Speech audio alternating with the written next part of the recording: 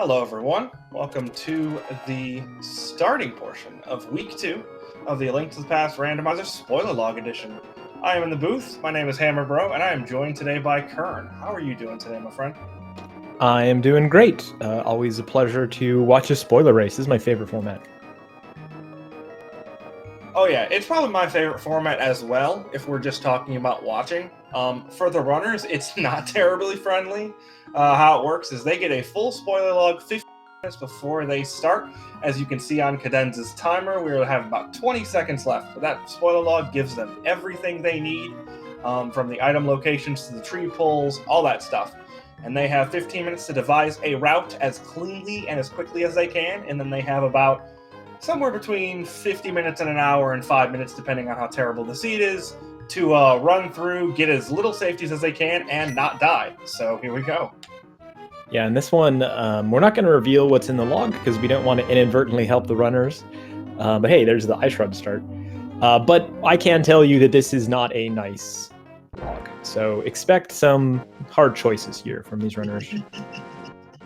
And I should point this out at the beginning of the race too, just to prime our audience. Failure, we think about failure differently in this tournament. Failure is expected. Failure is normal. Failure is business as usual. It's like you think 15 minutes is a lot of time. It's really not.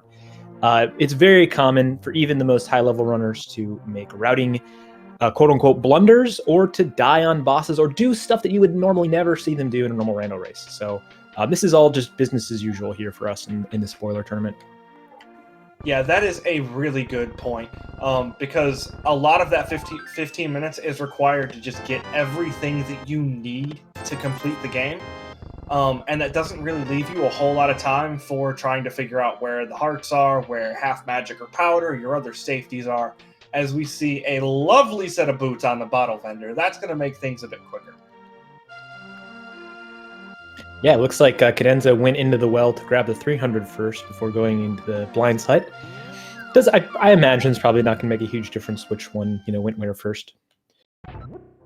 But little routing variations like this are going to happen a lot. It's going to appear divergent in moments where it's not super divergent because the seed won't have bottlenecked us until much later. Yeah, that's a good point. But what you will see almost every seed that you watch here is some sort of bottleneck eventually, because we're not going to see people hunting for anything, as per usual. We have an ice rod sitting in Sanctuary, so we wouldn't be looking for that anyways. But with everything in front of our runners, and with them constantly able to look at the log as much as they need to, even while they're playing, you're not going to see people running around looking for an item. So at some point we will get bottlenecked, and you'll see them do some very similar things. Both of them heading for this fairy in a bottle here. This is, I think, really smart. It's very accessible. It's a get-out-of-jail-free card, and then if you end up using the fairy for whatever reason, then you can go refill the bottle, which they have plenty of money currently. Yeah, and that is an interesting thing. Normally our spoiler log seeds are a little more, we'll say, frugal with the money they give out early on. There were a couple 300s over in Kakarika, and while Cadenza only grabbed one and a little bit of extra money, they're still looking at plenty of money for a potion if needed. Yeah, chat asking why they're leaving chests. So yeah, because the runners do have the spoiler log, they know what is in the chests. So they have decided that whatever's in that chest is not needed. Could be bombs or arrows or rupees or, who knows, maybe even a sword they don't feel like picking up. But that's pretty unlikely. If the chest is on your way, you're probably going to pick up the sword no matter where it is.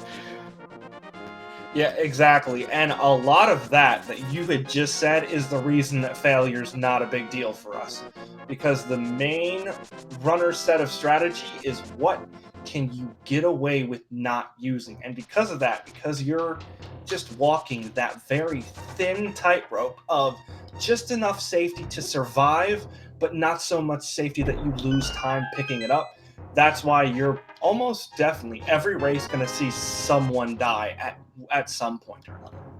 Exactly. And I think that it is a very brutal format to play. It can also be terrifying to watch since the runners are near death, or sometimes they're like irrevocably behind. But I think it's also like peak rando.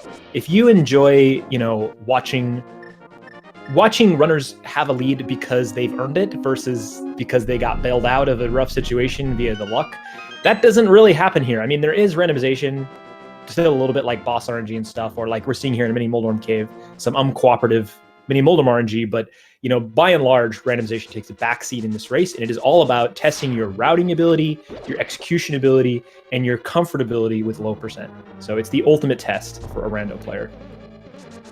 I've never seen anyone do that, and that was awesome.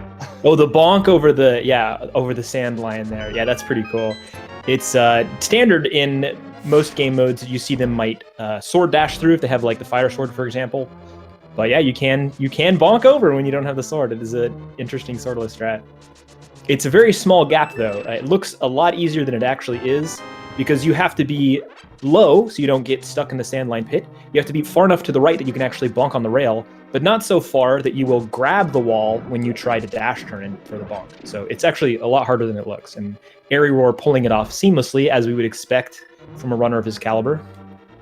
Oh, but forgetting the small key. And this is what I'm talking about. Blunders, even among the most experienced runners, you just have to expect them in this kind of format. It's very intense. Yeah, that's a good point. And as you had mentioned there, Eriror being one of the just great runners, and it does help quite a bit in reading the spoiler log as well. Because a lot of times they'll say, hey, this item that you need, it's in the map chest. And if you don't know where that map is in that dungeon for NMG purposes, you're going to be guessing. Yeah, exactly. Yeah, it could be that was confusion between what's the... Well, no, I mean, yeah, I guess he did have the small key, but it's easy to forget stuff like that, We're not in a situation like this in this race, so I feel comfortable calling this moment out. It's not going to help the runners, but, there are situations where you don't think about, is boots required to clear desert? And then it really bites you later on in the race. Eri picking up gloves here. Yeah, French vanilla gloves sitting in desert. Not having a fire source though, so we are not looking to complete that just yet. Cadenza showing... somewhat easily. Oh, sorry, go ahead. No, go ahead, you're fine. I was just going to say, Cadenza showing off the other tech you would expect to see with swordless in their equipment, which is if you hookshot the sand lion, it will pop out of its normal location. It doesn't actually allow you to get through there any quicker, but it does allow you to get through maybe a bit safer.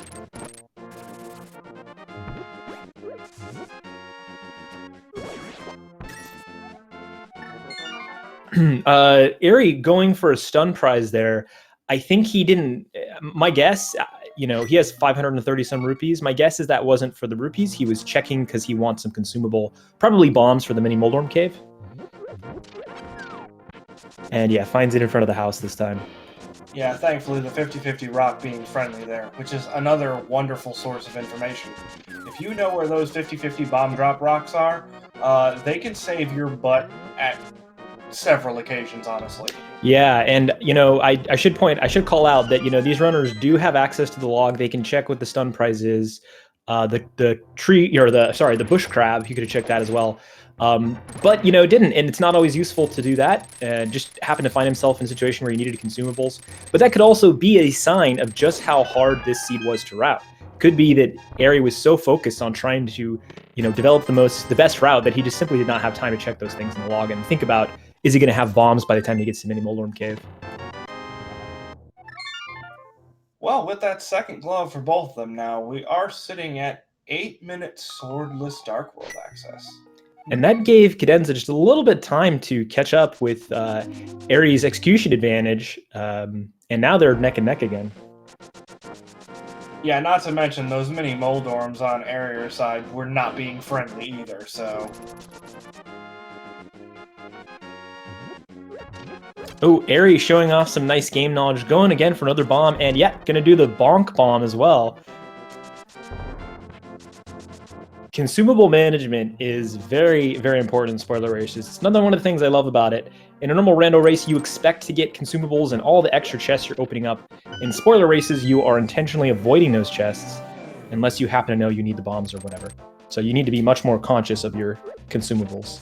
Yep, rupees being one of the big ones there, but those are usually pretty easy to plan out ahead of time.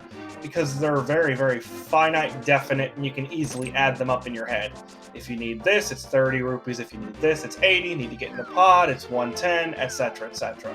Yeah, bomb, it's super easy to miss one. Like, oh, you need 1 for Mini Moldorm Cave, or you need 2 for Hype Cave, or like that sort of things you just don't necessarily think about. exactly. Yeah, that's a great point, because it's like, if you're thinking about Bottle Merchant, you're thinking about 100 rupees, or Zora, you know it's 500 rupees, because that's hurt you so many times in races. But how many times in a normal rando race have you gone to Mini Moldorm Cave and you didn't have bombs, right? Like, if it's happened to you, it's probably happened to you once. You know, it's not a very common occurrence. Exactly, and at that point, if you're somewhere, usually in most places that will burn you for bombs, you can pick them up. So like pod being one of the big ones, as we do see a flute here. Pod being one of the big ones, like you can mess up with bombs, but there's bombs to pick up. Yeah, and both Eri and Cadenza, speaking of, picking up some 3 bombs in the back of Hype Cave here. And Eri going out of the way for the tree pole, I gotta imagine you looked that up and saw it was full magic. So speaking of consumable management, topping up on magic is really useful and nice, depending on where you want to go. Sometimes you can rely on bosses to give you that magic top up, but you can't always do that. Yeah, and as you said that here, I mean, at this point, we could go take down Landmo, but even then, in order to do that with any sort of speed, we would need nearly a full magic bar to do so, and even if that was done perfectly. So we're really kind of limited on what we can take out right now. Yeah, totally. And I think a smart decision from both Eri and Cadenza here not to go backside of Desert Palace to finish off the boss right then, but maybe wait until we have better equipment. It's not too hard with that flute, the mitts, and the mirror. We already have those to come back here at a later time. I think that's really smart. Speaking of, it does look like we're headed back into the mire area.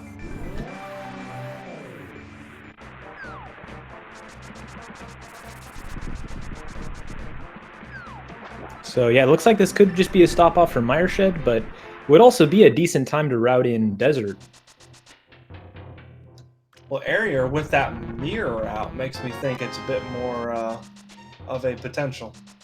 Yeah, it could just be fluting away. It could be mirroring to flute away, but we'll see.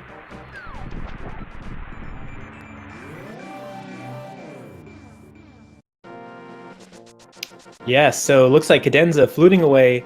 Eri gonna finish off the dungeon while he's here. So Eri does get a little bit of a leg up here in terms of he won't have to return to flute spot 6 like Cadenza will later, because he happened to route in that magic, whereas Cadenza did not.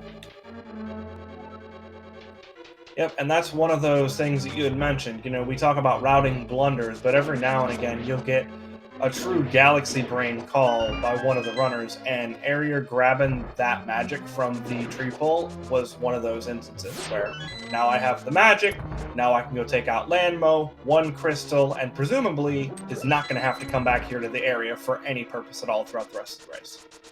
Yeah, it's definitely not gonna make the difference in the race. You know, the race is probably not gonna be decided by this one move. But that's the thing with spoiler races, is that because it is so execution focused and route efficiency focused, you know, it's gonna be all these small little things that make a difference. And here we're gonna see a bomb jump attempt from Cadenza over the North River crossing.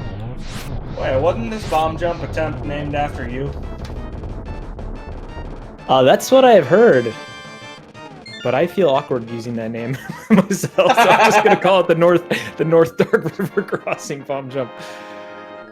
That's fair. Well, I don't have any of that awkwardness because my name is Hammerbro and not Kern. So yeah, we have Cadenza attempting the Kern jump here.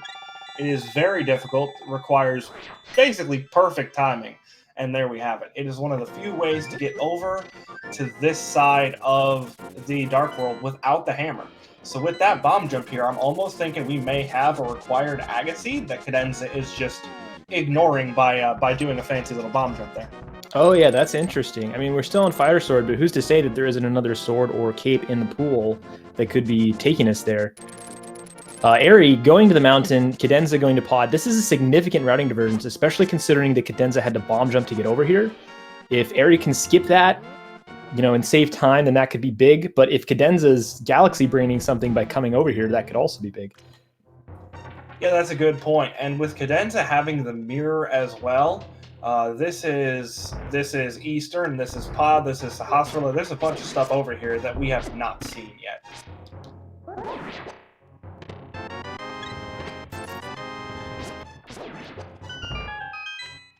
I will say, the seed has been fairly friendly with health here. We're sitting at, what, 9 hearts now on Eriror side and 7 on Cadenza. Usually runners will end the seed with less than that, but these hearts have really been along the way. And also picking up a male there on Cadenza's side. So that's going to come in quite handy as well. Male being, I think, far and away the best safety you could possibly get. It essentially doubles your health for most, circumstances. Yeah, there are some enemies that like ignoring the color clothing that you're wearing, but most of them do pay heed to it.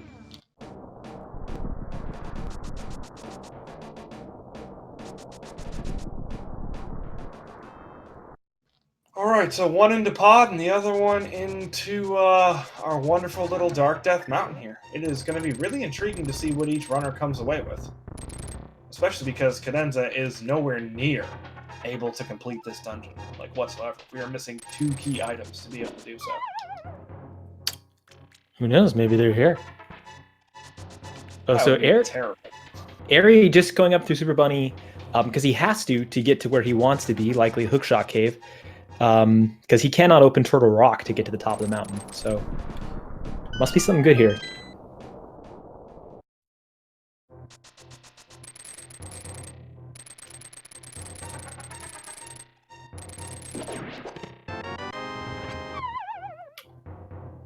Bombs. I kind of don't think he climbed all the way to the top here to get bombs, though. Oh, no, he did! Oh, my goodness! What a galaxy raid! Low on consumables again, but knows that there are bombs in Hookshot Cave because he's coming up for the floating island. This is pretty hilarious. I gotta wonder, did Eri plan the bomb pickup in his route?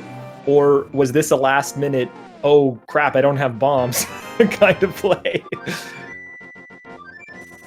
Coming up here mainly for the hammer. Wow, that's...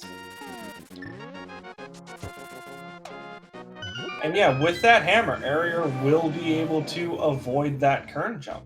But unless there's a bow sitting here in Pod, it's going to be a double dip either way. Yeah, I guess, it really depends on the log, right? Like, if the log has you come up Death Mountain just for the hammer in this situation anyway, if you have to do that anyway, you can't really route on anything additional to this trip, then you don't really lose anything by picking it up first and having a quicker path to come here. But I guess it's still unclear what Cadenza's route is going to be, if they're going to be able to avoid an additional Death Mountain trip or not. Looks like they're setting up for a bomb jump, though, after picking up the flippers in the back here.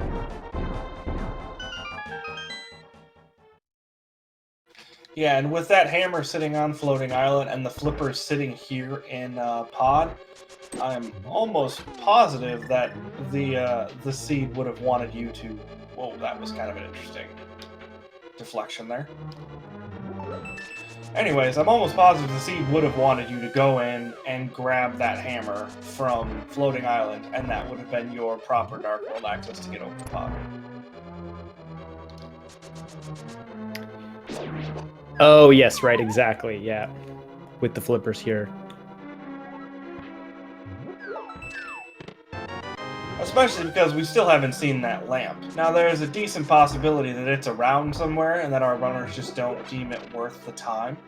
But without that lamp, or without another sword or a cape, we can't logically... We wouldn't have been able to logically get even into Aghanim at this point.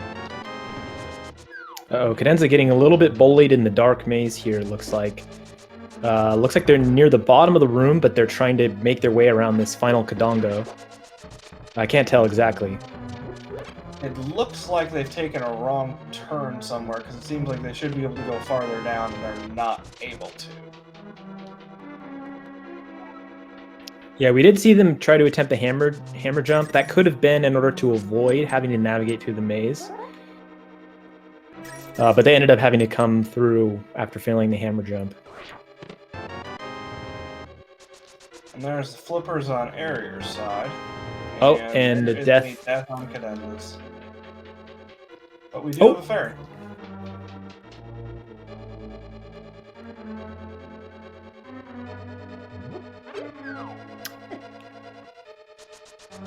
Deciding to mirror out and maybe try the hammer jump again. I think that this is smart, you know? Cut your losses and try maybe a faster way. So it wasn't the big chest. I gotta imagine the Cadenza was trying to angle for here. Must be something in the maze. Yeah, that's highly unlikely. Probably in this bottom chest right here, if I had to guess.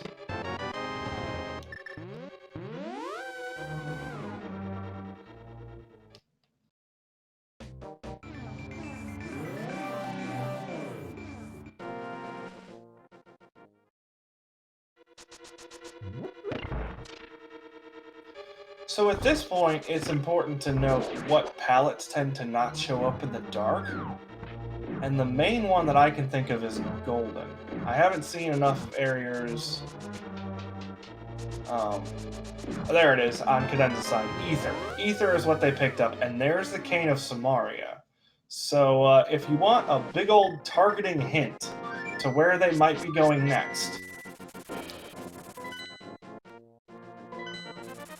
Yeah, so kind of an interesting spot here. I think Cadenza was really smart to have, you know, mirrored out having so much trouble in that maze and come back through the front. It really worked out for them to do that. You know, of course, it's always unfortunate to lose some time, but good on them for knowing like when to cut their losses and take a different approach. But yeah, Eri, having already come up here to grab what's in on the floating island, the hammer, Cadenza is going to have to grab that, but it's not going to be that bad. It's not going to take as long for them to do that as Eri did. So they think they lose time overall just because of how long it took them to go through the dark maze, but they also gain a little bit of time off of getting to avoid that double trip up Death Mountain. Oh, no, I'm sorry. I'm getting my runners confused. No, I'm not getting my runners confused. Never mind. I'm correct. Once again, good knowledge from Eriror there, knowing that the Desert Mountain Bonk Rocks there contains ferry. But yeah, it was just a situation of Cadenza having a little bit of trouble with the current jump, and then having a bit more trouble with the dark room there. I think that if both of those had gone ideally, we would be neck and neck. Maybe Cadenza might have a slight routing advantage at this point.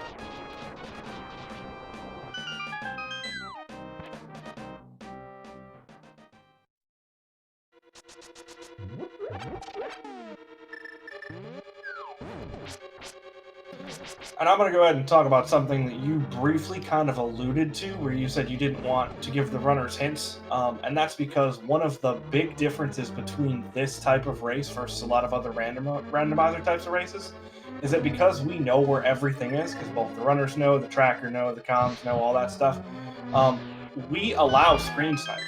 So if Eriror or Cadenza want to sit here and watch the other person stream, or if they want to listen to my terrible commentary and watch the restream, that is well within their options to do so.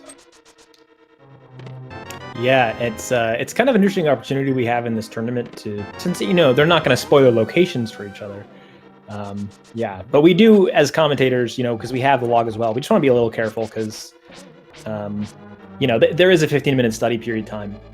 So they are being tested on their ability to be able to make a decent route in that period of time. And we don't want to accidentally, you know, help a runner and decide the outcome of a race because, you know, we might have some accidental bias or something.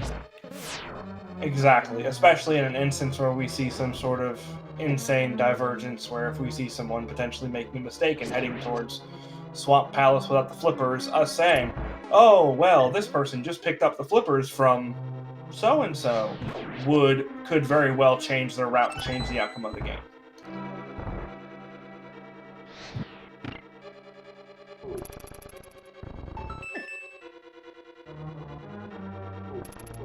Yeah, and as you can see in chat, Eriror stopping in to say hi for a moment somehow. I'm not going to even speculate how that's possible.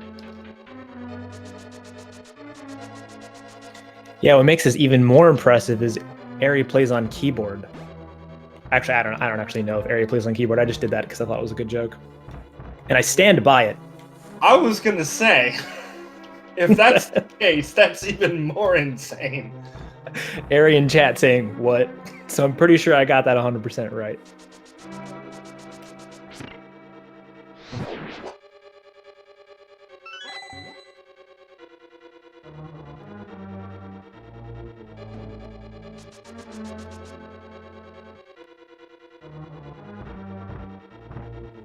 Alright, so I think it's about that time, Kern. What are we missing for Go Mode? Or are we in fact there? Has it snuck up on us? Well, I don't mean to get too philosophical, but haven't we been in Go Mode this whole time? That's a good point.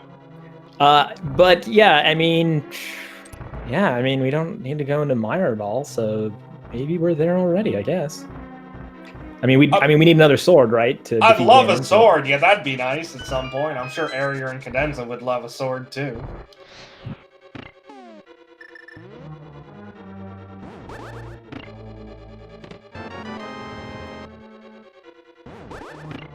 And, you know, one difference in terms of routing is that Cadenza did grab the blue mail, and Eriror did not. So there's a lot of stuff in this dungeon that would eat up Eriror in one shot at this point with the 2.5 hearts.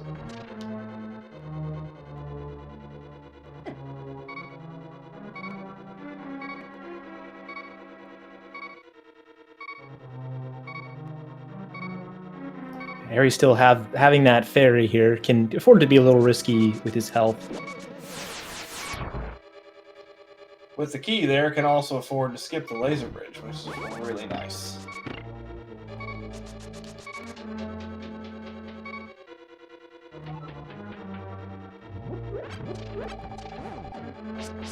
Alright, so it's time for some hammer Trinex.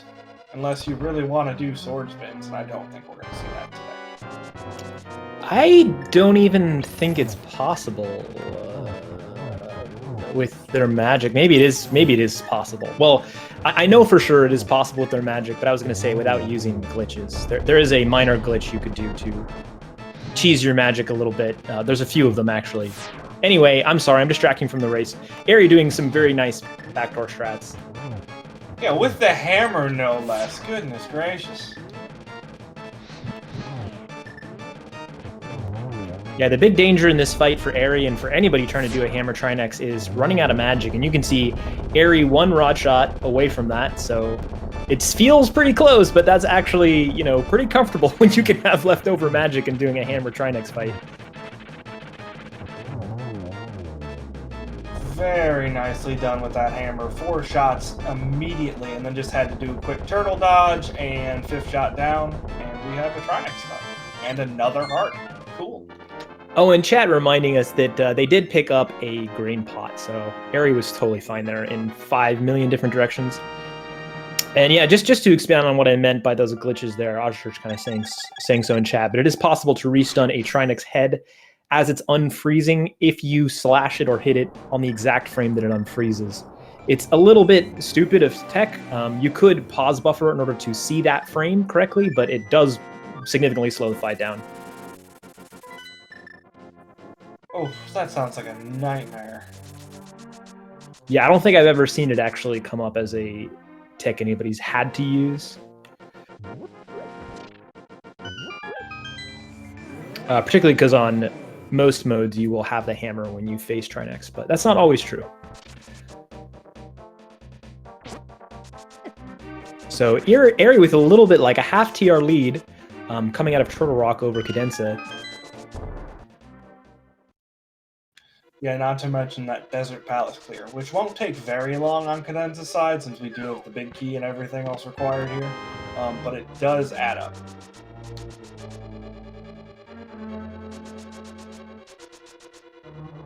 Oh yeah, wall kicks in chat reminding me that, yeah, Ari's got that desert lead as well, having finished Lambo.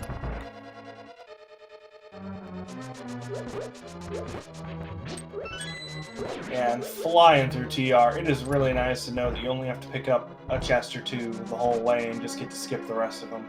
It makes a quick dungeon even faster. Oh, you mean Thieves Town? Yeah, what did I say? TR. Yeah, that makes sense. Whoops.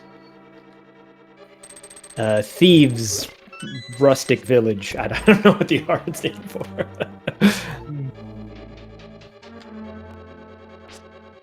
Thieves Retreat? Thieves residence. There we Yeah, go. that works too. Not a bad idea to take the safety door here with 3 hearts and not having that fairy in a bottle anymore.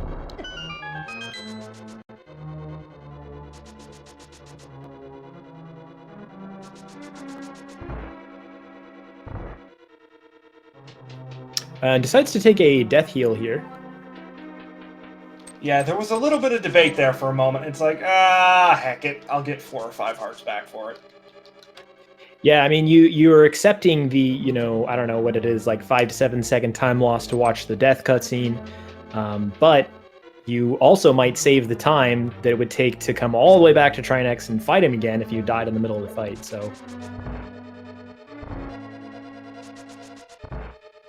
Yep, and Hammer Trinex is always fraught with danger, regardless of how familiar you are with it.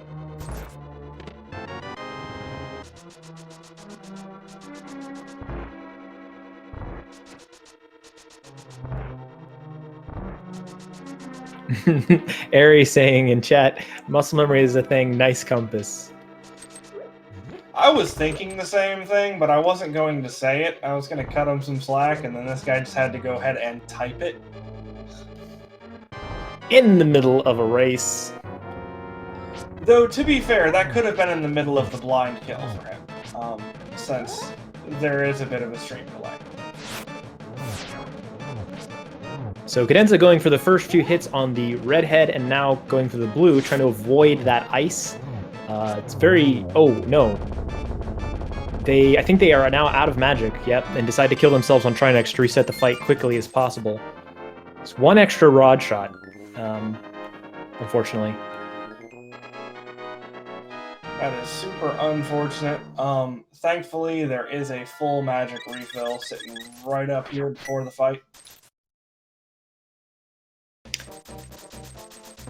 Yeah, that might have been the difference between, like, if you pick up the full magic pot after putting the cane block down, then you get an additional rod shot, basically. That might have been the difference there on that fight. And yeah, it looks like that Cadenza is indeed going to do that this time. Put the cane down first, then pick up the full magic. Yeah, because that ensures that you have the 8 full shots as opposed to the 7.5 or 7 3/4 that you'd be left with without it.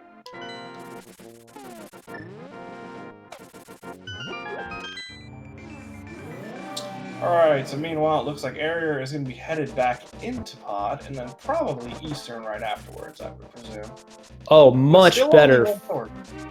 Oh, sorry to interrupt you there. But yeah, I just want to shout out much better first head from Cadenza there. So this is clearly a fight that they have practiced. They just got a little bit off on that first attempt, and now it seems like they're much more comfortable. Just have a couple more hammers on this head to clear out phase 1. Oh! I love this, like seeing them play slow, waiting until they have a pattern where they can shoot him from the south, which is a lot more consistent to connect. So just taking the time to slow down the fight a little bit more the second time to ensure that they get it. I think this is a really nice adjustment from them. I'm not quite sure how that second hammer hit there didn't count, but we're still at 2 total now. Yeah, I should, in the chat before, I just want to point this out. Cadenza was saying, sorry, I was going to say, Cadenza saying that I can't find it.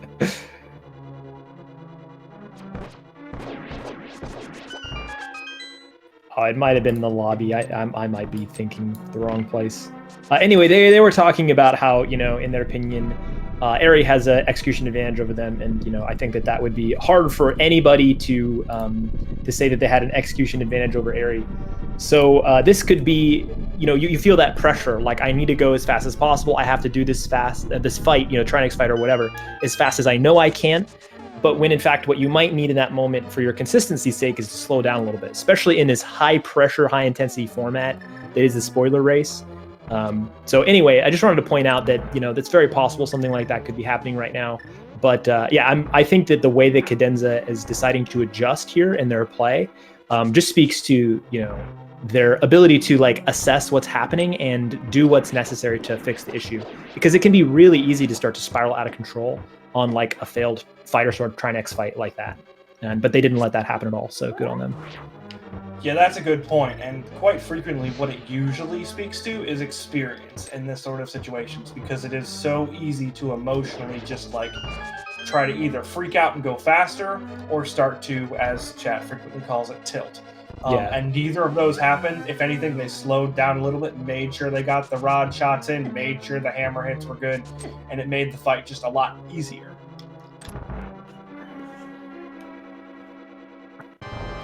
Harry, blink and you miss it, goes through that those dark rooms. I mean, does have the advantage, right? They're both going to have the advantage of that fire rod to get through the turtle room, which is a huge difference. Yeah,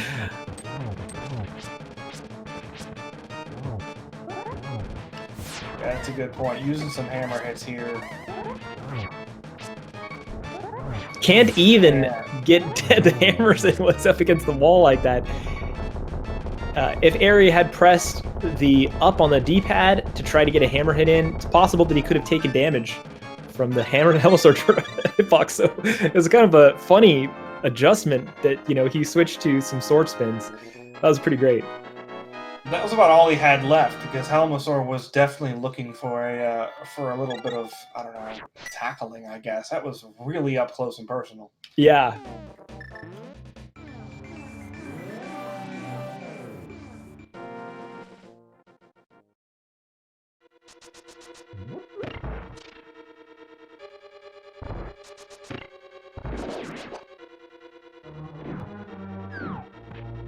Yeah, and I saw a couple people in chat point out quite astutely that yes, this was a forced double dip of both Pod and Eastern. Well, depending on where that other bow is, but unless the other bow was somewhere else, and I'm fairly certain if it was somewhere reachable, our runners would have grabbed it, you know, before they chose to double dip Pod and Eastern.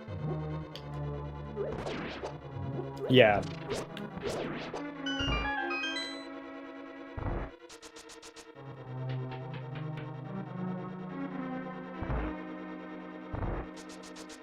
But I'll tell you what, this seed's been fairly friendly with health. 12 and 11 hearts? That's not bad at all.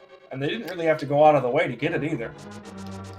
Yeah, always nice when you actually have some nice safeties on the way. I mean, Fire Sword is a bit of a bummer to have to do all this with Fire Sword, but when you have that much health and mail, it kind of makes up for it a little bit.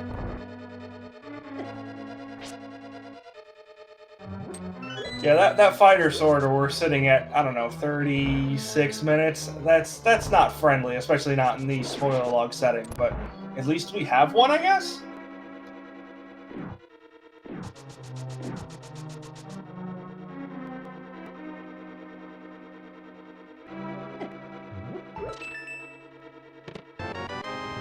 Meanwhile, Cadenza with a nice fight there does pick up their second crystal, going to be going after their third in just a moment, and Eastern won't take too long to complete.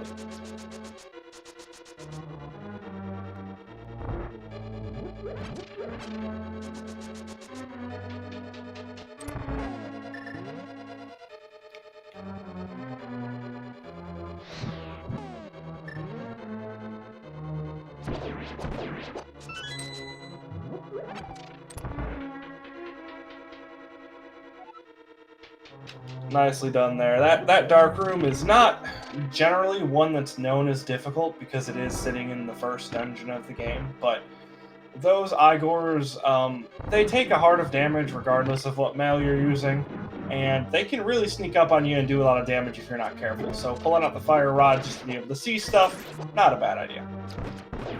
Yeah, it definitely makes the room a lot more quickly too than the strats you have to use if it's totally blind. I mean, I have seen people do like actually legit speed strats in that room totally blind, but it is very meme. It's a very meme thing to actually learn that. It's not a thing that a lot of competitive racers take their time to learn. Eri doing the new quick kill on Armless Knights. I say new even though it's old news by now, but yeah, that extra shot to the south, saving time. Very NMG of him. Yeah, that was very nicely done. There's quick kills, and then there's kills that are so fast we don't even call them quick kills. Yeah, the optimal kill. I think that might be actually the optimal kill on Armless Knights. Could be wrong. I don't know. I saw one that a task did like a month or two ago. I was looking up the thing, and it basically just stood in the middle and just shot arrows in every direction until they all died. That was pretty amazing. Although I didn't time it, so I don't know if it's faster than that one. Yeah, well, for those of us who aren't Ben, we have to resort to non-task strats. Throwbacks, like jokes from 2 years ago, folks, here in the 2020 spoiler tournament. Keeping the memes fresh. I half expected an ACM comment, but that works too. That poor chest just keeps getting walked by. You know, is what's in there so bad that it's just not worth the 2 seconds to pick it up? Must be.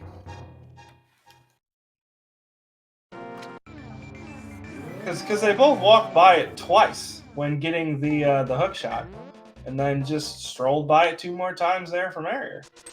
Well, I don't feel like I'm helping or hurting the runners too much to spoil that there is 20 rupees in that floodgate chest. So totally understandable why they're not going out of their way to open it. No, especially not since the seed's been really friendly with rupees that have just been along the way. Eriror sitting at 11,500 rupees, which is absurd. And Cadenza sitting at just over 500. So I think we're going to be good on either side. Yeah, Cadenza making sure to reduce just a little bit of lag by having a lower rupee count. Smart play.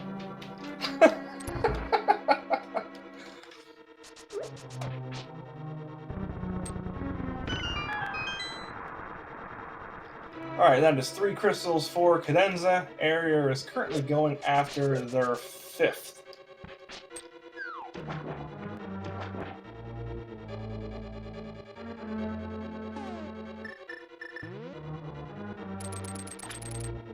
You know, I would like to point out, in spite of the double dip in Eastern and Pod that was required here, it doesn't look like we're going to have to go into any of our pendant dungeons today, which is a pretty nice thing, all things considered. Yeah, considering we do have all the items needed to complete the seed, we're not revealing information by saying that, but yeah, it is that does make it nice. And at this point, you know, doing Swamp House with the Fighter Sword, you have to imagine that if there was an easy sword for them to grab, they probably would have grabbed it by now. Having an extra sword on this Argus fight, not to mention some of the other fights they've done, does save a significant amount of time. Yeah, that's a good point. And with all the dungeons they have to clear being clearable at this point, I'm thinking either we're looking at GT or something that's just like super out of the way. We could also have a sword or 2 on the on either Bombos or Ether, and just not have access to it. Oh yeah, that's true. Because you would need the Master Sword in order to grab that. Eri going for the spin strats.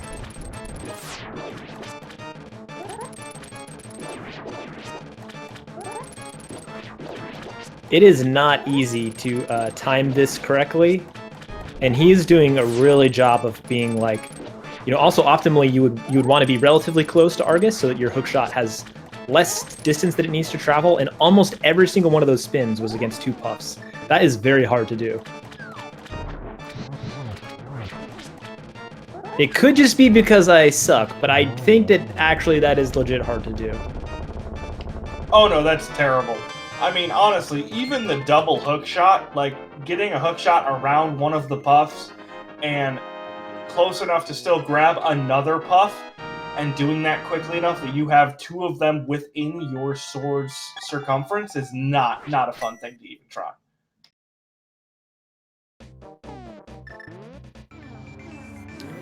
We got chat asking about, has there been any divergence so far? I think the main divergence is simply that a few things that have led to where they are now, mostly with Eri having done a few more dungeons before coming to Swamp. Eri decided to go to Thieves Town earlier than this. Also happened to have full magic. Not happened. He routed in a full magic pickup before going to Desert, which allowed him to clear Landmo while he was there. Cadenza hasn't yet done that. And then other than that, there is a small bit of divergence, but it's not clear exactly who kind of won out and by how much, wherein Cadenza did a bomb jump to the East Dark World, and Eri instead decided to take an extra trip up Dark Death Mountain in order to grab the logical path to Pod, which was the hammer on the floating island. But other than that, I mean, what you would normally expect to see in a spoiler race, which is not too much variance, kind of speaks to each of these runners' ability to grok and route the seed in a efficient way that they're very close to each other in how they decided to go through it. Yeah, that's more or less the case, as you had mentioned. The main difference in terms of timing at this point is that Cadenza had a little difficulty with the Hammer Trinex fight, which, in all honesty, that is not a fun fight, especially since they were only equipped with a fighter sword, so there's no sort of backup, maybe get a couple of Master Sword spins in to help you out. There's nothing. You're using the hammer or you're using just nothing at all, basically. Yeah.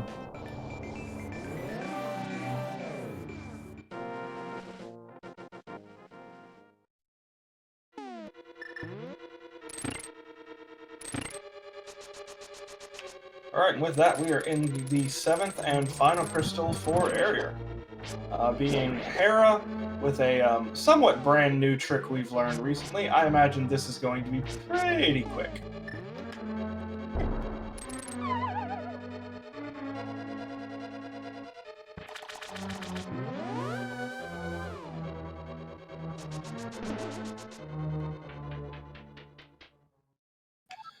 Alright, so since we don't have a whole lot of time, I'm going to go ahead and start announcing a little game that we like to play. In GT, there are 22 chests in the basement that could contain that big key. I do not need a number from you since Eriror is going to be skipping the vast majority of chests along the way, since he does know where that big key is. What I need is a room, and if the room has more than one chest, I need a specific chest. So, give me the room and chest. Where is that big key? Kern, my friend, did you take a look at where that big key was before now? I glanced at the. I mean, I might have subconsciously. I did not consciously, so I'm not going to guess, just in case. I subconsciously saw it and am influenced. What about yourself? So, based upon the location of some other things, I'm in the same situation as you. I didn't actually see the big key, but I saw a bunch of other stuff sitting in GT, so I am going to refrain from guessing. I will just let chat have their fun. That said, I'm going to guess mini Helmslore chest for the GT big key. Left side. Chat asking if we can spoil where the lamp was. Yeah, I think at this point it is not going to make a difference in the race, so I feel totally comfortable spoiling that it was on the Lake Hylia Island. So it was quite accessible, which really just speaks to the runners' both respect for each other, I think, as well as their confidence in dark rooms. I mean, they had the aid of that fire rod, which helps a great deal, but yeah. Actually, that would have been kind of a pain in the butt. With the flippers sitting in pod, because the best time to grab it would have been right off of Hype Cave, where they grab that mirror. Right. So you would had to have done a water walk in order to grab that earlier.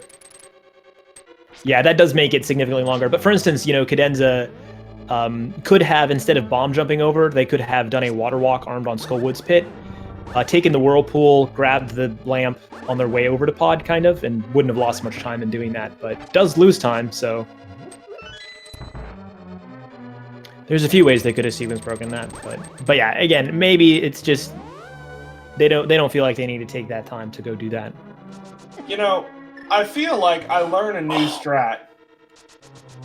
I'm so sorry to interrupt, but Eri there, I don't know if you caught that in that fire snake room, but that was sick. He didn't quite get it, but he was going for a frame roll through the fire snake. He dashed through and tried to menu at the correct time. that is a like galaxy brain strat to try to pull out. Well, yeah, after he pixel perfect placed a Samaria block twice in order to hit the block from the upwards portion of the room there, I'm not terribly surprised by him going for a frame roll. Is that pixel perfect to do that? I'm pretty sure it's at least darn near close. Yeah, I bet you if it's not pixel perfect, you're right. There's probably just a small window. I can't imagine it's more than like 2 or 3 pixels at best.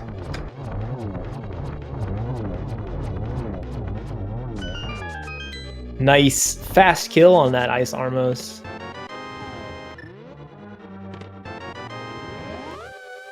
And there's that big key.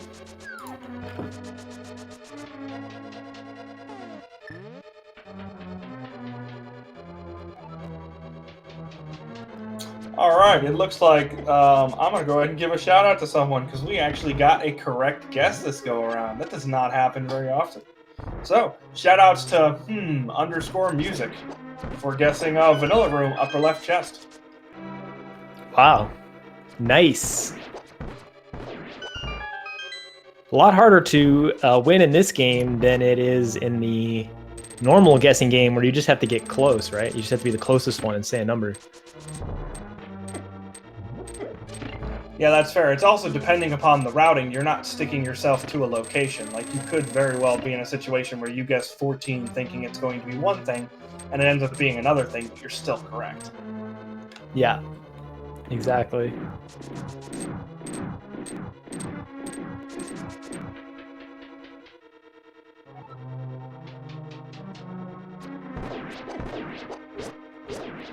Alright, so Eriror flying through the gauntlet here. We would like to just point out as a PSA, these rooms are difficult. Don't let Eriror fool you. Yeah, exactly. I was just gonna say this, especially with Fighter Sword. Some of these strats here are pretty crazy. How fast he's flying through these rooms. You know, speaking of which, we have 4 chests left in the game that are along the way. Where the heck are our other swords, man? Oh my goodness! And Eri getting a hard kill with those red Zazaks, he intentionally slashed them into the spike so they would die on spike damage. But yeah, anyway, good question. Where are these dang swords? Asher asking if that was a manual god pixel or are you crazy? Are you talking about in Thieves Town, or are you talking about the god pixel in the... I'm not sure which room you're talking about. I would assume Cadenza in TR, but I'm not certain. Looks like they had the god pixel lined up, but that had to stop because of the fire snake. So that might be what they were referring to. In Thieves' Residence? Yep. It's going to become a thing now, isn't it? Dang it.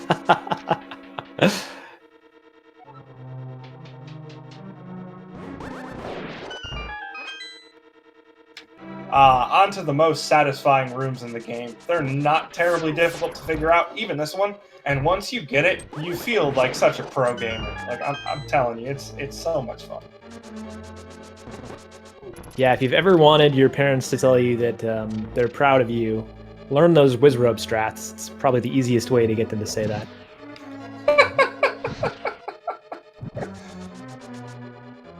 Oh, Eri beating the firebar there.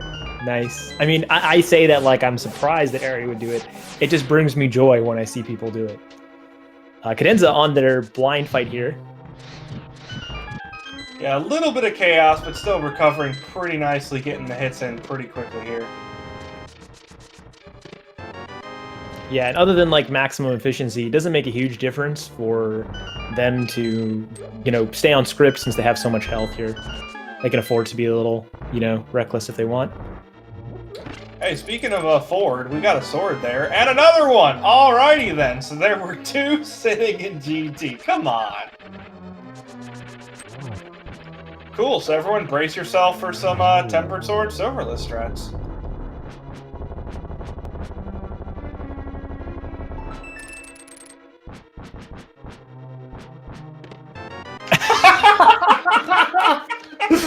Oh my god. I didn't know that. I forgot that was there. I didn't. I said it just for the sake of being hilarious, and I think that Eriror actually heard me in time to be a smart butt about it. That was brilliant.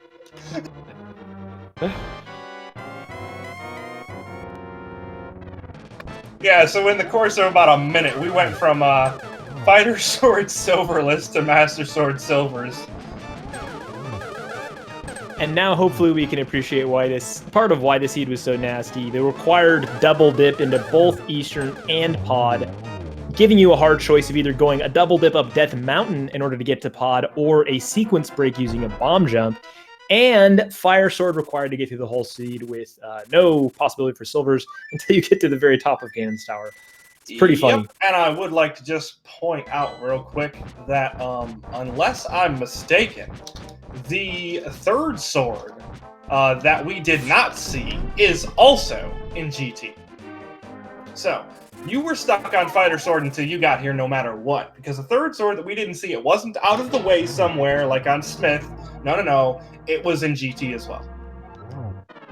Also want to reveal that the half magic, which could have been quite useful, for instance, in that Trinex fight, was on the Bombos tablet, which again was Ganon's tower locked because the Master Swords, all 3 of them, were in Ganon's tower. So cool. Thanks, Seed. Yeah, it's a good thing the Seed was willing to give them hearts because it didn't give them heck all else. Yep.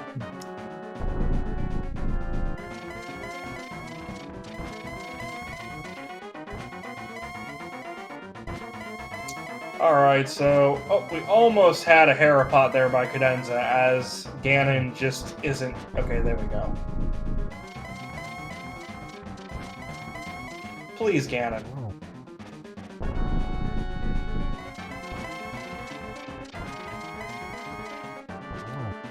Nice Harapot from Cadenza. I've never seen that particular setup. It's interesting. There are so many different setups for these Harapots.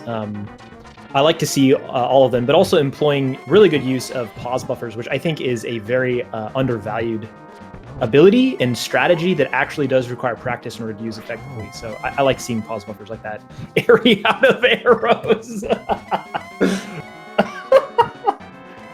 I mean, thankfully, we're only going to need 2 more spins, but goodness gracious. Oh, man. I wonder if Airy didn't actually check the full post-Moldorm chest until he was there, because there were extra arrows, he knows this, in the pre-Moldorm chest room that he could have picked up.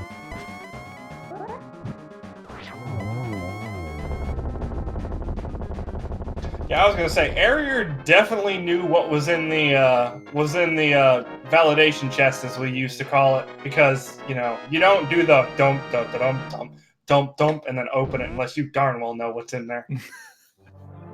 Yeah, that could have been a oops, I should have grabbed those arrows moment. I don't know, we're gonna have to ask him. But Airy, I can now officially say, ending with an SRL time of 1:10:50 seconds, which does include the spoiler log review period as well.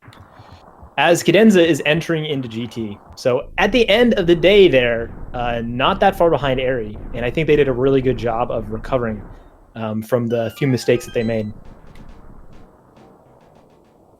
Meanwhile, I do believe we are joined here by Eriror himself. GG's. Thanks. That was... I would use words that probably wouldn't be allowed in here because it was not pretty at times. But like validation chest? Not allowed on stream, by the way. Yeah, I know. I during Ganon, I realized that I didn't have arrows. I knew that the silvers were there the entire time. Like that wasn't the issue. I just forgot. Oh right, I actually need silvers in order to use them, or I need the arrows in order to use the silvers. So it was like, fire arrow. Look at my arrow count. It's like, oh right, yeah. That's an issue. I don't have torch glitch, do I? No. Oh well. Oh, we found the 2nd sword, by the way, or the 4th sword. I specifically bombed that chest because I wanted to do Fighter Sword. Yeah, so speaking of swords, how'd you like 3 swords and a bow in GT? That was something, wasn't it? I was happy that I didn't need to do Fitty. I think that was my biggest fear at the time when I was looking at my swords.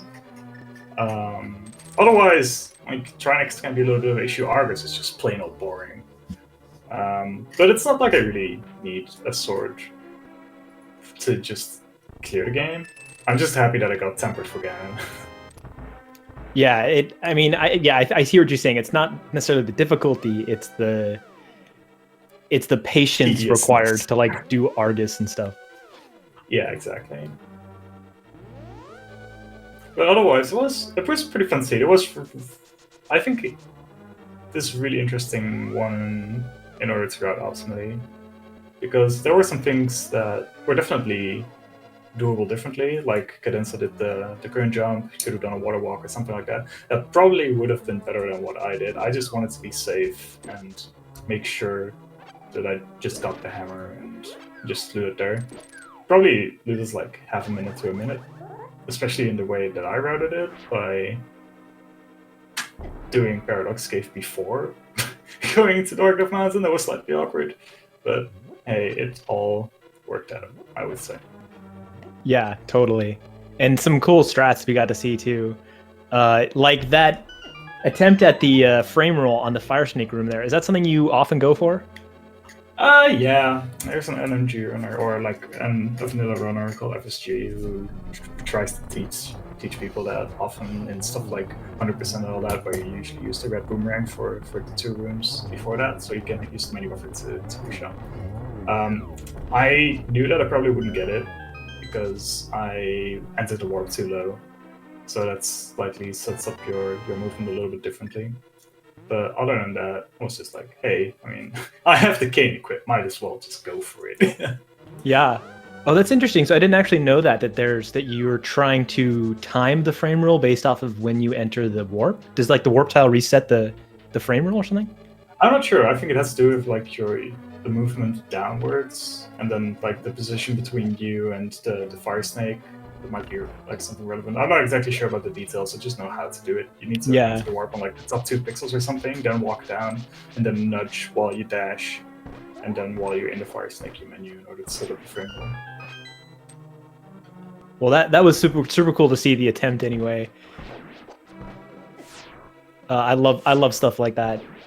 Oh, and yeah, there was like a ton of that throughout. I swagged off quite a little bit during the race just because I know you were calming, because I know you like the rule of cool. So hey, I mean. Exactly. Well, I appreciated it, and it sounds like you were listening to the commentary too. Oh yeah, for sure. I mean, that's what I really enjoy doing. Like, it's what I like doing during the All Dungeons tournament that's going on right now as well. Like just listening to the comm, just hang out a little bit in chat. During this, it's a lot harder because, well, there's fewer cutscenes and all that, and yeah, like half the time you're really just busy with, oh, where do I actually need to go next? Did I forget something? Oh, can I get a heart somewhere? All that stuff. So it's really hard to actually find the time to keep yourself busy in chat, but it is fun. Yeah, totally. And I mean, it makes sense, like, as the race goes on and things are kind of settled, and there's always that nervousness at the beginning, like, oh my god, you're triple checking your route. Did I screw something up? Yeah, exactly. But yeah.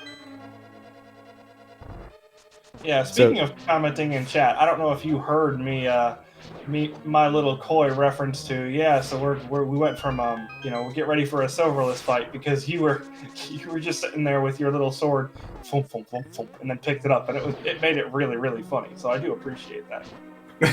I actually did that, like, I think there was like half a minute, if not more, delay on the stream. So I already did that before he said it, but it was perfect. It was perfect. But yeah, at that point I was like, well, I bet chat's waiting for what's in the top of GT, because we're just on Fighter Sword here. Even though Master Sword was in the Selfish room, but hey. Another thing that I did was like hammer land mode, because I needed to conserve magic for torches, because we didn't have the lamp. I was looking at my menus like, what can I kill them with? Well, I only have 2 arrows, which didn't click at the time, but I also needed those for cannon, by the way, so that was great. I was like, well, I have a fire sword, and I have a hammer. Guess we're going with this. And hammer landmo is pretty high up there on the list of things it's not fun to do. Yeah. Oh no. Yeah, it was. I definitely made things hard for myself to see, that's for sure. Oh, Cadenza with with Yeah, only fire rod, no lamp. lamp. If they don't have a green pot still, they have a green pot. They're good. It's kind of interesting that they didn't use it on Trinex. Huh? Yeah. Maybe they figured that it wouldn't be worth using it because the def or they took the back door, right? So it doesn't take that long to get back. And I'm not sure if they felt that saving it for GT or Ghana would be more appropriate. Maybe, I don't know. Oh, did we have the green potion on Trinex? Yeah, because the Ether was in Pot Mason, green potion was in the big chest. So I assumed that they picked it up at that time. Yeah, they wouldn't have picked it up afterwards, because the second time we went in the pot, it was just for clearing's sake. Yeah, you could just go straight to the boss. We're skipping gold sword in one way or another. Yeah, Cadenza deciding to skip the pre-Moldorm chest sword. Good opportunity to practice your 1-on-1, maybe.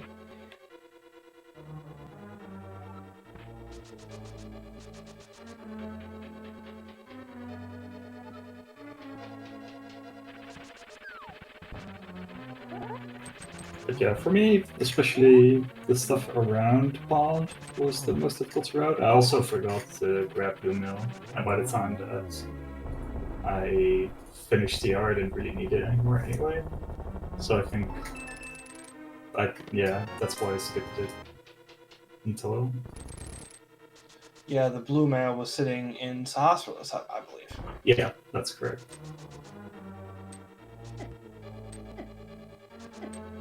Oh, getting a little bullied by these mini Helmas.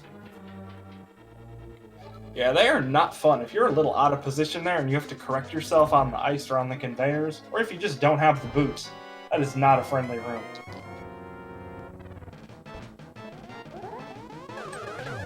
So another safety that I did consider picking up was the cave, which wasn't a cave, but it's so hard to use with Fighter Sword, and so it doesn't really do anything on Trinex, but you would have to use the hammer there.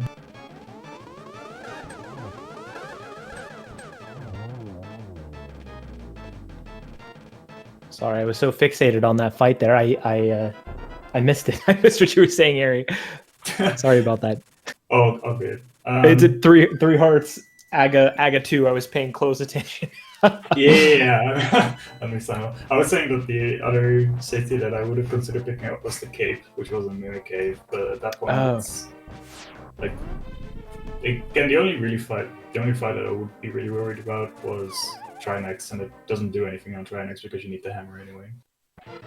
Yeah, that was the forgiving thing about the fighter sword. At least as like a fighter sword required, you know, the fact that Mire and Skullwoods were both pendants, I think helps a lot. Oh, yeah, and ice.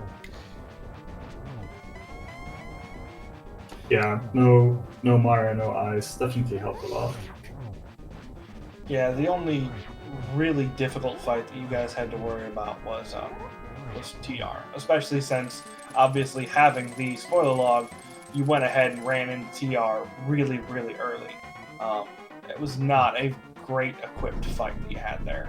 Not that you would have been, you wouldn't have had another sword anyway, since all the other three of them were in stinking GT. Yeah, there was nothing we could do, right? Pretty sure. No. I forgot where half magic was. It wasn't Lumberjack, wasn't it? Bombo's tablet, so you would have had to go to GT to get it. Oh, yeah. I knew it was something dumb. Yeah. Yeah, Cadenza here getting a not quite a 1-in-1, a 2-in-1 though, but it did get a nice pattern for that second phase, so they could just do 3 double sword spins to finish it off, and now they're going for silver strats, so should be done quite quickly here. Yeah, waiting for. Go ahead.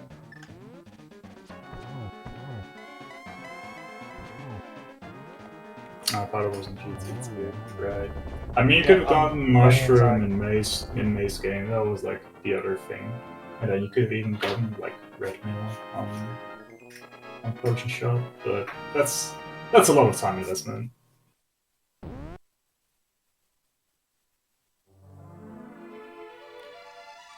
Good game from Cadenza here, finishing with SRL time of 1:22:36, which again does include the 15-minute spoiler log period. Yeah, I think they did a good job of coming back and adjusting their execution a little bit and making a few changes that really helped them to recover from their mistakes, and I thought was a really smart way. Let's see if they're going to come in for a post-race interview.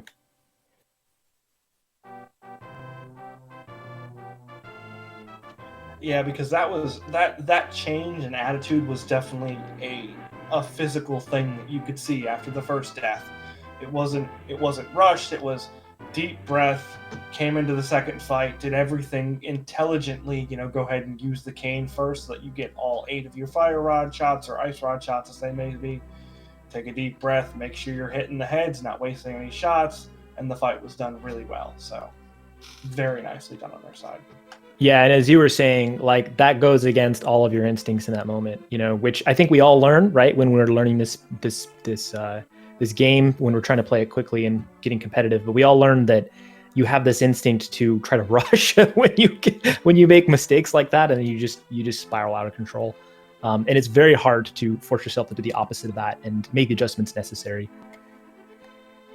Yeah, and the fact that we're sitting here in a tournament setting makes it worse. And then when you're playing against someone who, like Eriror, who is just good at ripping through this game at phenomenal speeds, it just makes it even more difficult. So it was really, really well done by them to just take a deep breath and definitely not have a third fight. Yeah, I mean, they definitely just kept up until,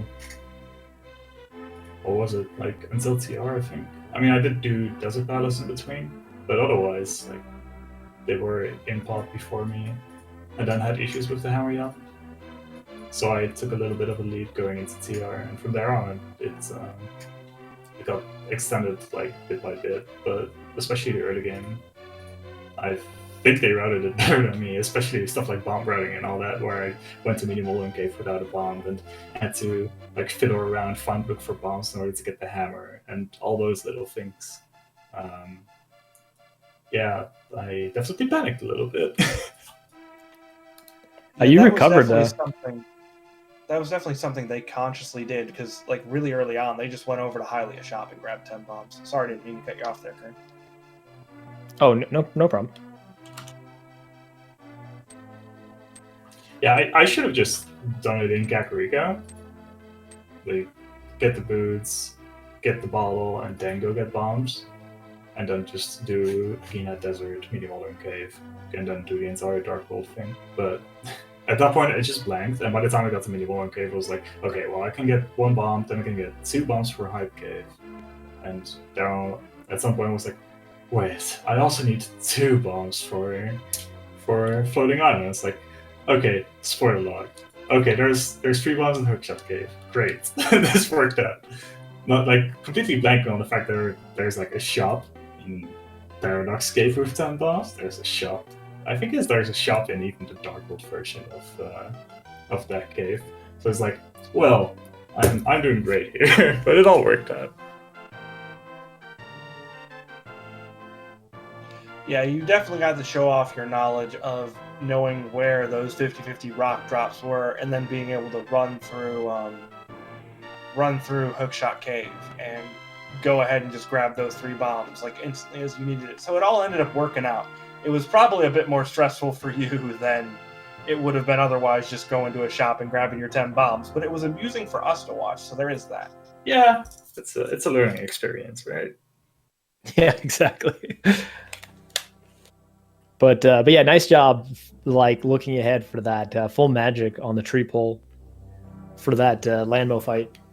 Yeah, that was pretty fortunate that I found that. So yeah, we're having a little bit of trouble getting Cadenza an invite to the Discord server. Looks like they didn't get an automatic invite, but hopefully get them in here soon for post-race interview.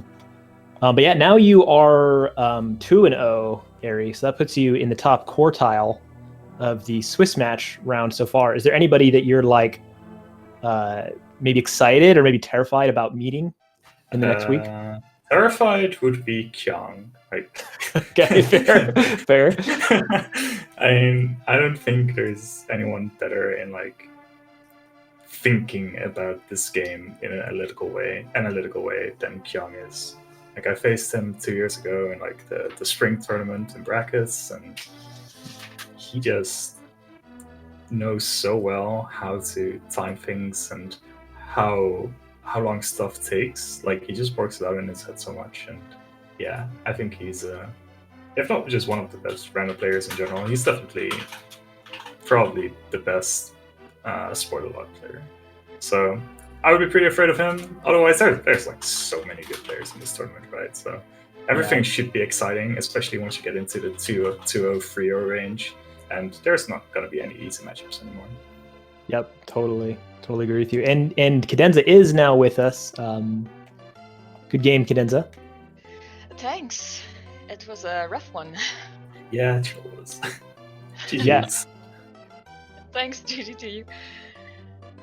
Yeah, but as we were saying in the booth, I don't know if you were listening to the match as you were running or not, but yeah, I thought you did a really excellent job of recovering and adjusting your strats as necessary to like not, you know, to not let it like take over, you know. I thought that was really smart. Oh, okay.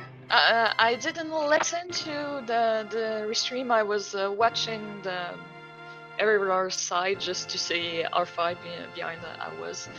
So at one point I was like, okay, I'm 2 dungeons. He is 2 dungeons ahead. There's no way I can recover from that. So let's just do our best to finish it.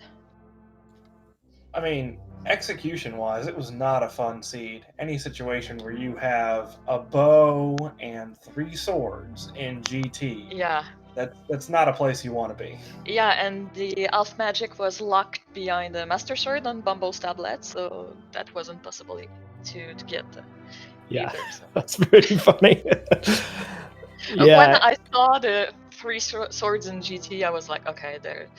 I already doubt my chances of winning that match, but with all the way fighter sword, there's no way I have a chance in that.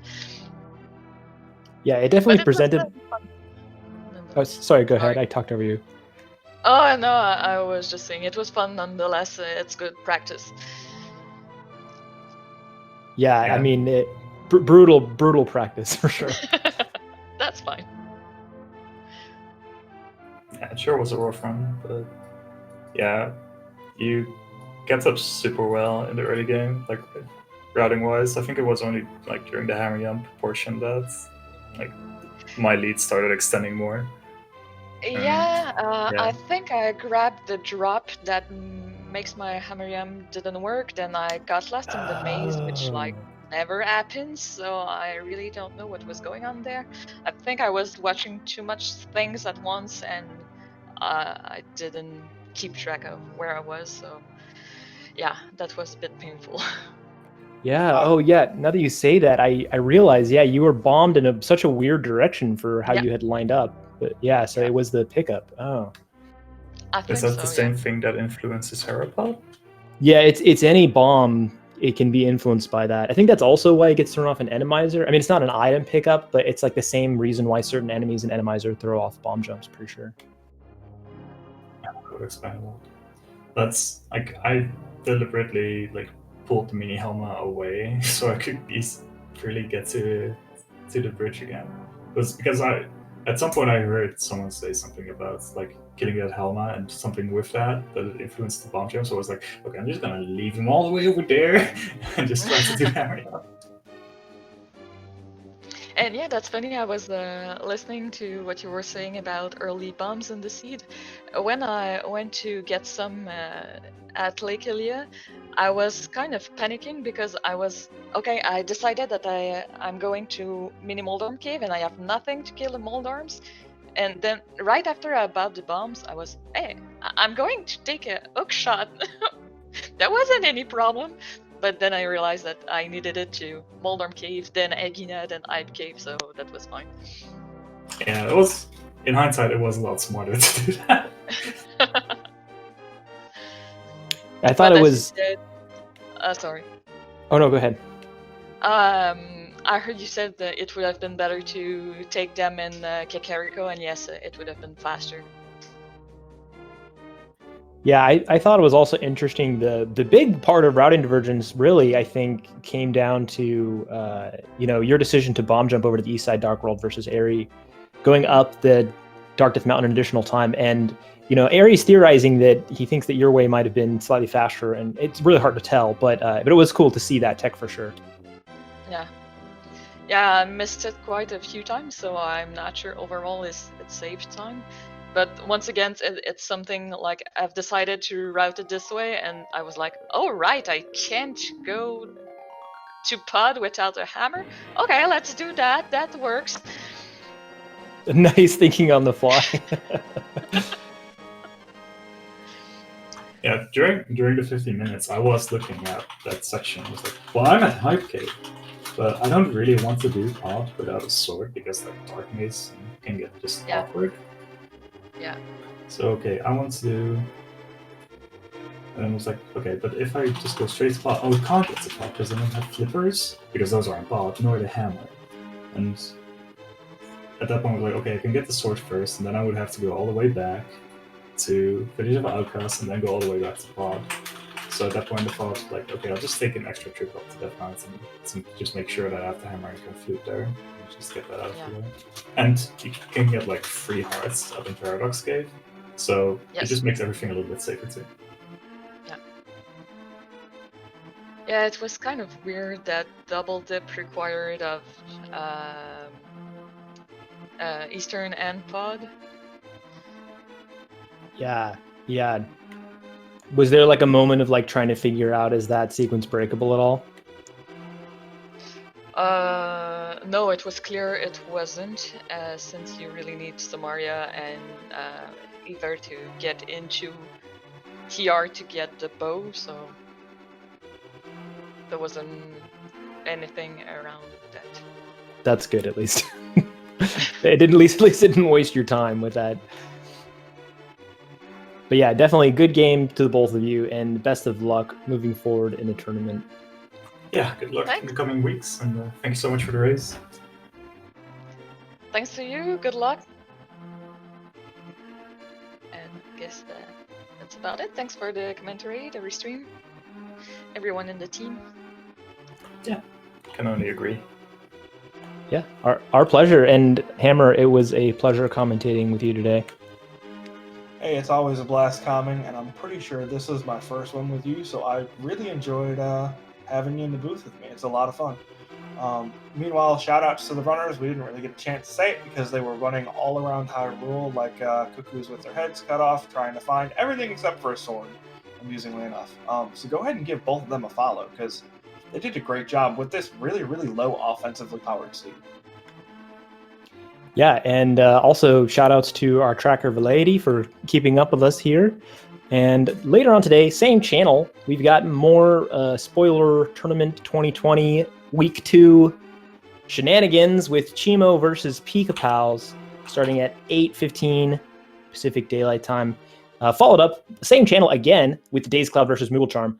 If we can find a team to commentate that for us, that should be pretty hype. That's going to do it for today. But tomorrow, I just also want to shout out, there's going to be a particularly hype match between Christos and Ninbon. That is going to be absolutely nuts. It's amazing to me that we're getting matches like that as early as week 2. That one's going to be commentated by Willard and Futon. So that's going to be really a fun one on SG at 4:45 Eastern Daylight Time. So put that one on your calendars and smoke it. Hammer, it's been a pleasure. Good luck to both of you moving forward, and good night to everybody else. Same to you. Have a good night, everyone.